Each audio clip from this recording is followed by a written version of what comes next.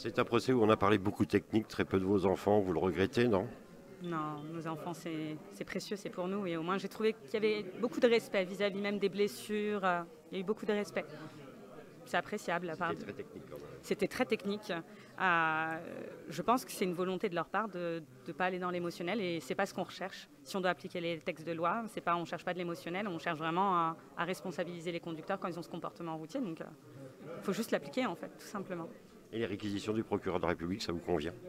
Alors, le mandat de dépôt me convient, la peine, non. La peine demandée, non. Non, non. On attend 7 ans, vous voyez. Enfin, c'est normal et c'est légitime au vu du comportement et du passif du conducteur. Donc, on ne peut pas entendre 2 ans. C'est pas audible. Qu'est-ce qu'on donnerait même à la société si on laissait une personne comme ça, au bout de 2 ans, ressortir et sans suivi, 2 ans, temps de réflexion. Il a déjà eu 4 mois. Il n'y a pas eu de prise de conscience. Je ne suis pas sûre qu'avec 18 mois de plus, il y en aura forcément, ou 20 mois de plus, il n'y en aura pas forcément. Non, je ne suis pas certaine. Merci à vous. Mais c'est normal. C'était un très long procès et très technique. Malheureusement, la technique et toutes les expertises qu'on a pu avoir n'ont pas pu nous apporter cette vérité que la famille voulait. On n'a qu'une certitude, c'est que la vitesse était excessive, beaucoup trop excessive. Et c'est la raison pour laquelle il y a eu tout cet accident et malheureusement les drames que l'on connaît avec le décès de ces 2 jeunes filles et des blessures très graves pour 3 autres des passagers. Les réquisitions du procureur, pour vous, vous satisfaisent ou ils sont très modérés? On ne peut jamais être satisfait. Des réquisitions après un tel drame, puisque de toute manière, ce ne sera jamais assez ou ce sera trop. Ce qui est certain, c'est qu'il y a un message fort qui est donné aujourd'hui par le procureur, c'est un mandat de dépôt. Jusqu'à présent, dans des affaires similaires, il n'y avait pas ce genre de demande faite par le parquet. On espère sincèrement que le tribunal ira jusqu'au bout et justement décernera ce mandat de dépôt lors du délibéré. Est-ce qu'il faut montrer un exemple pour la sécurité routière par ce procès? Ce procès ne doit pas servir d'exemple forcément. On essaie de combattre les délinquants routiers, c'est-à-dire ceux qui ont déjà causé des infractions et qui n'ont jamais tiré de conséquences, ce qui est le cas aujourd'hui.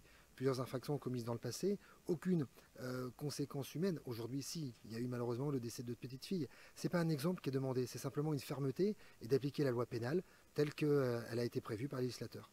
Ma dernière question, maître, est-ce qu'on a senti quand même que c'était pesant, qu'il y avait les 2 enfants qui étaient, je vais dire, présents à ce procès?